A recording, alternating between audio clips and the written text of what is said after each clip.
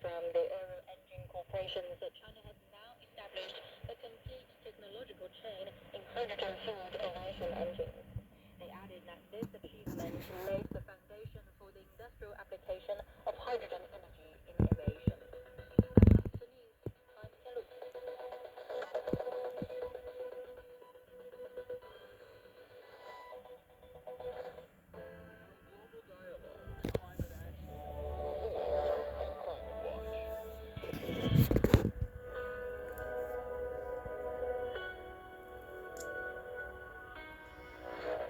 Hello and welcome to Climate Watch, a program that brings you in-depth conversations about the future of our planet.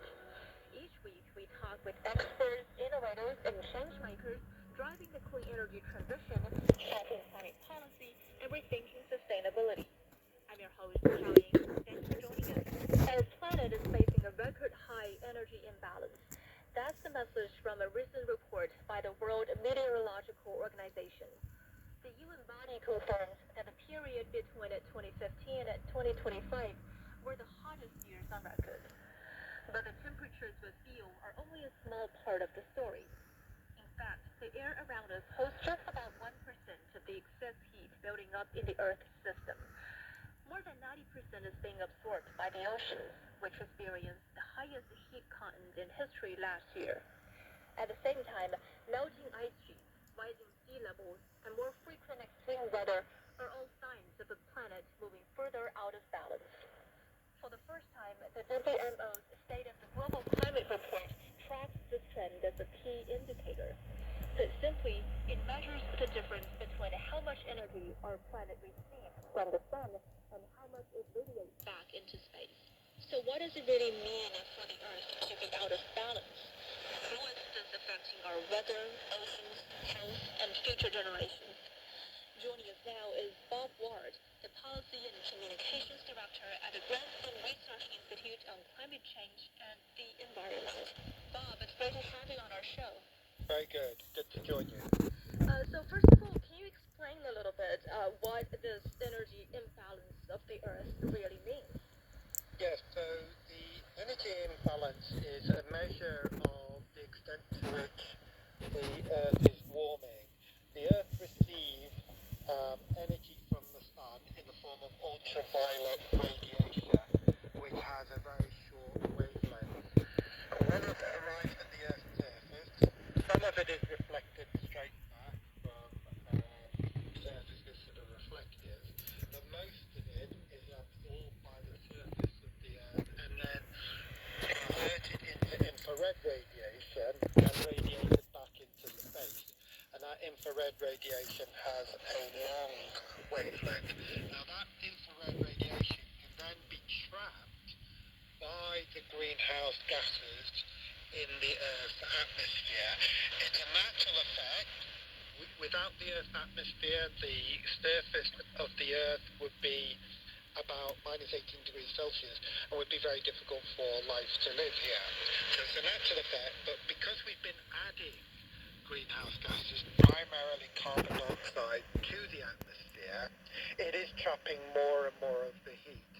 And the imbalance is the amount of energy that is arriving on the Earth's surface from the sun, taking away the amount of energy that is radiated away. And that imbalance is the highest it's ever been. What that does mean is that energy has to go somewhere, and the way in which it is being distributed around the Earth is that most of it is being absorbed by the oceans and by the land, and a very small percentage, only about 1% of that energy, warms the atmosphere, and that's the effect of global warming that is well known now. Okay, but actually it is the first time that this energy imbalance has become a key indicator in the climate report. Why do scientists now feel this is like a more accurate measure of the planet's health than just looking at surface temperature or the daily weather? Well, if only 1% of the energy is warming the atmosphere, it means that when we measure global surface temperature, we're not really getting a true sense of what's happening here. And the overwhelming majority, more than 90% actually absorbed by the Earth's oceans, and then the heat goes not just into the surface but deep into the oceans. That heating effect on the oceans is an incredibly important thing for us to be aware of, because what it is doing is storing heat deep inside the oceans.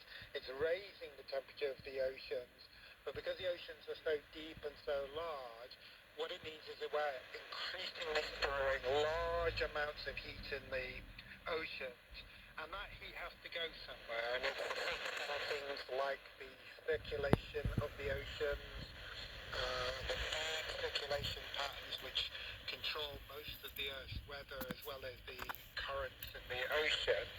And we have to be aware that most of the heat that is being absorbed by the Earth is going into the sea waters, the ocean waters, and that's an important reason why they're measuring the fact that this has increased over time, over the last 30 years or so.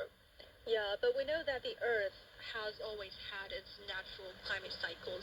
Then how do scientists distinguish between natural energy flows of the planet and the human-caused imbalance we are seeing today? Well, the thing is that we can actually measure the amount of energy entering the atmosphere and the amount of energy that is reflected back from the Earth's surface. We can measure that with satellites. What we can also do is look at over time. You can build a computer model that simulates the Earth's climate, and you can test. If you look at all the factors that affect climate, including the amount of energy coming in from the sun, the only thing that explains the warming of the Earth's surface that is we've seen now since industrialization in the 18th and 19th century, the only thing that can explain the warming is greenhouse gases increasing in concentration in the atmosphere. You cannot stop the warming trend just by changing other factors like the amount of energy coming from the sun. The amount of energy from the sun does vary over time. You get these solar cycles. But for instance, since the 1980s, the amount of energy from the sun has actually been declining. And so if it was not for the greenhouse gases, we would actually be seeing a reduction in the amount of energy arriving from the sun, and therefore a cooling of the Earth's surface. In fact, what we've seen is an increase in the temperature of the Earth's surface, which is caused by an increase in the amount of greenhouse gases in the atmosphere that traps the heat. Okay, so as you just now said, actually over 90% of that excess heat is going into the oceans, which have absorbed the equivalent of about 18 times annual human energy use each year for the past 2 decades, according to this report. So to help our listeners visualize this scale, if the ocean stopped absorbing this heat and released it back into the atmosphere, what would happen to the air temperature we actually feel?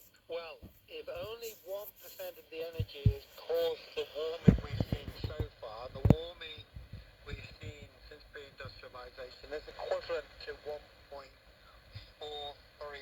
Celsius degrees, which doesn't sound much on a day-to-day basis, changes in daily temperature in any particular place, but that's the global average. The difference between the global average temperature today and the global average temperature in the middle of the Ice Age, where much of the northern and southern hemispheres were covered by ice sheets, is only about 5 degrees. That's all there is. If all the energy that's going into the ocean at the moment instead went into the atmosphere, you would raise temperature by tens of degrees Celsius. You would probably kill off most life on Earth. So we should be very grateful that that energy is not going into the atmosphere, it is going into the oceans. But that's not to say it's not causing problems. It is causing problems. It's causing problems in the oceans. It's transforming, disrupting the ocean circulation. But it's also storing up heat over time, which is then exchanged with the atmosphere. And it means that we're locking in a lot of the warming effect as well that we have been seeing, we are experiencing as a result of the greenhouse gases. That means that it will take probably a long time. If we eventually stop the amount of greenhouse gas emissions, which is what we need to do if we want to stop climate change, we would have a long period when the world would need to adjust and the heat from the oceans would have to be released, giving us a long period when that release of heat from the oceans would carry on even after we've started emitting greenhouse gases. So it sounds like the ocean is really like a buffer that protects us on land. But could this buffer also be reaching its limit? And what could be the consequences of that? So the oceans are acting as a buffer in two ways. First, it's acting as a buffer by absorbing a lot of heat. But I'll come back to that issue. But it's also acting as a buffer because it absorbs a large amount of the carbon dioxide that we're emitting. Now that carbon dioxide, if it was in the atmosphere, would increase the amount of heating, but a large amount of the carbon dioxide is being absorbed by ocean waters. Now unfortunately, that means that the ocean waters are becoming slightly more acidic over time, and that's causing problems. That causes a problem, for instance, for marine life that have shells made of calcium carbonate, makes it more difficult for them to construct their shells.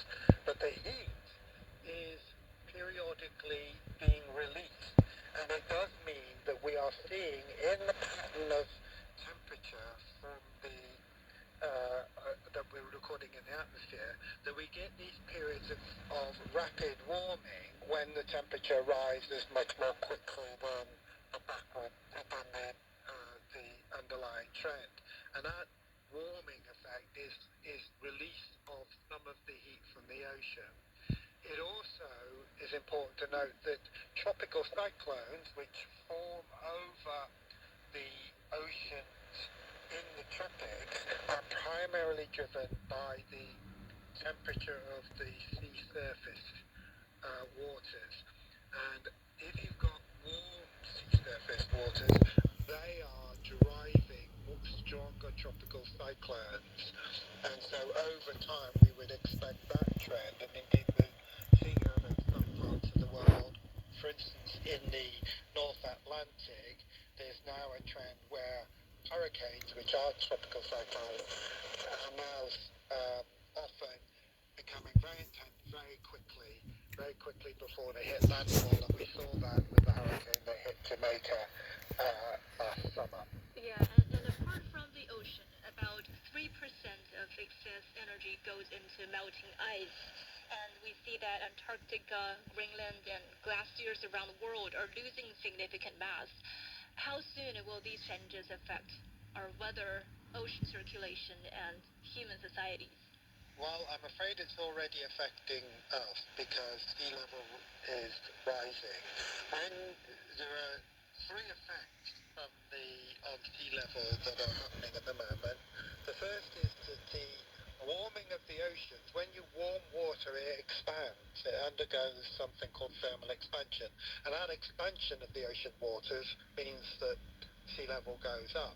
But we're also adding the amount of water that's in the ocean because we're melting glaciers, and those glaciers are on land, and when they melt, they drain out through rivers and into the oceans. But we're also getting a melting of the major ice sheets in the polar regions, in Antarctica and around the Arctic.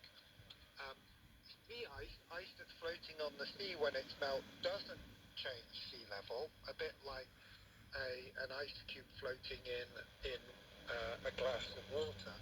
But if you're adding water that was on land, then that does increase sea level. It's important to recognize that West Antarctica and Greenland, which are both now starting to become destabilized because of the warming, hold enough ice to raise sea level globally by about 13 meters.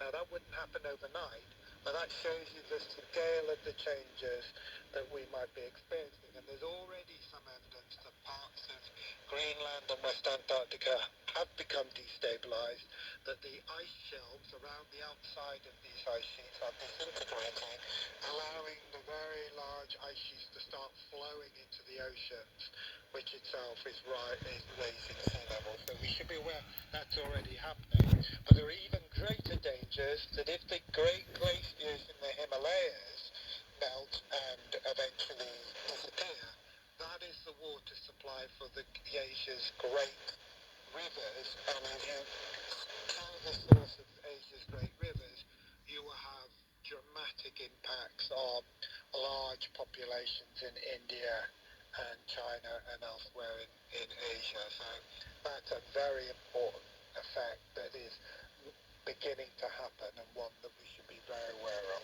Yeah, and it could happen like in the future for many, many years, because the IPCC says ocean warming and sea level rise will continue for centuries, and that changes in ocean pH and deep sea warming are irreversible on a millennial scale.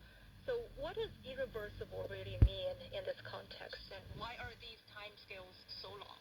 Yes, so it's important to note that if we stopped emitting all greenhouse gases tomorrow, that the temperature in the atmosphere will probably stop rising pretty quickly afterwards, because you would essentially reduce the amount of additional energy that was going into the atmosphere. But the amount of energy that's already in the oceans means that it would continue to be held in the oceans for many, many years, probably hundreds of years afterwards. And as a result, and what is happening is that heat is spreading out throughout the ocean, and as I mentioned, as you warm the water expands and you get sea level rise. And so that effect of the heat spreading out through the ocean, the heat that's already there, would be continuing for many centuries, and therefore sea level rise would continue. So essentially, even if you stop emitting greenhouse gases, which are the driver, you would not reverse the effect. In fact, stopping greenhouse gases just stops the increase in warming in the atmosphere, but sea level rise would continue, the heat would continue to distribute into the ocean, and in effect, even if you were then to reduce the atmosphere temperature, you still wouldn't be reversing the increase in the heat content of the oceans, which will take many centuries before that heat would eventually dissipate, and that's why effectively these effects on human timescales are irreversible. Okay, and also this report links climate change to the rise of diseases like dengue. How is a warming planet reshaping the geography of disease? Yes, the way in which diseases are affected by warming is that it affects the climate, and many of these diseases